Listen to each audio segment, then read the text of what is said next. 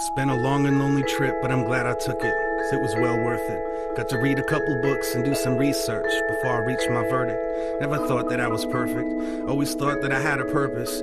I used to wonder if I'd live to see my first kiss. The most difficult thing that I did was recite my own words at a service, realizing the person I was addressing probably wasn't looking down from heaven, or cooking up something in hell's kitchen, trying to listen in or eavesdrop from some other dimension. It was self-serving, just like this is. Conveniently religious, on Easter Sunday and on Christmas, the television went from being a babysitter to a mistress. Technology made it easy for us to stay in touch while keeping a distance, so we just stayed distant and never touched. Now all we do is text too much.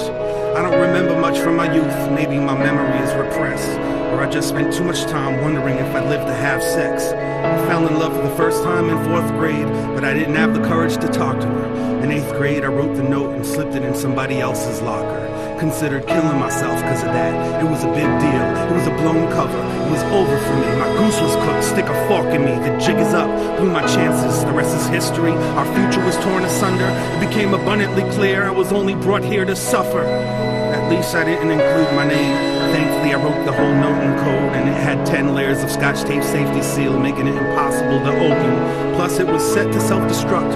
Whoever read it probably died laughing. I wonder if they lived long enough to realize what happened.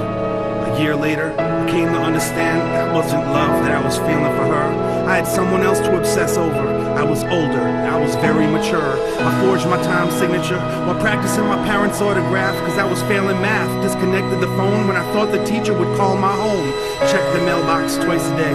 At the end of a long dirt road, steamed open a couple envelopes like I was in private detective mode.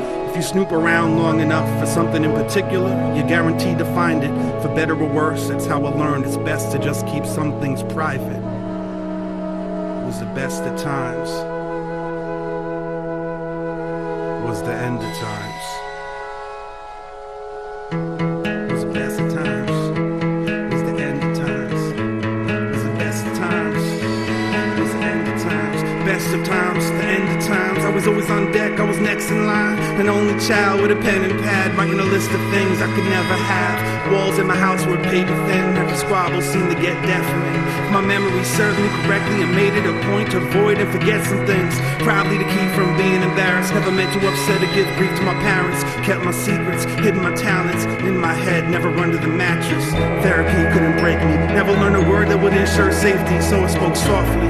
Then I tiptoed off, and the door to my room was like a big old coffin. The way that it creaked when I closed it shut, anxieties peaked when it opened up, as if everything that I was thinking would be exposed. I still sleep fully clothed. It was the best of times.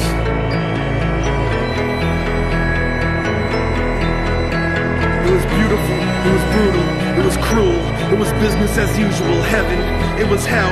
Used to wonder if I lived to see 12. When I did, I figured that I was immortal. Loved to dance but couldn't make it to the formal. Couldn't bear watching my imaginary girlfriend bust a move with any other dudes. Tone Look was talking about a wild thing, but I was still caught up in some child things. Scared of a god who couldn't spare the rod. It was clearly a brimstone and fire thing.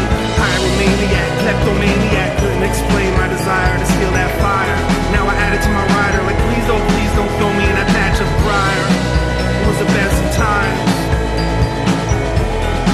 It was the end of times. The school counselor was clueless, cause I never skipped classes. Perfect attendance, imperfect accent, speech impediment they could never really fix. And I fake bad eyesight so I could wear glasses. Consider doing something that would cripple me. Wanted a wheelchair, wanted the sympathy, wanted straight teeth, so then came braces. 4 years of headgear helped me change faces. It was the best of times. It was the end of times. Now I wonder if I live to see marriage. Wonder if I live long enough to have kids. Wonder if I live to see my kids have kids. If I do, I'ma tell them how it is. But don't listen when they tell you that these are your best years. Don't let anyone protect your ears. It's best that you hear what they don't want you to hear. Better to have pressure from peers than not have fears. Bear won't give you chest hair. Spicy food won't make it curl. When you think you got it all figured out and then everything collapses, trust me kid, it's not the end of the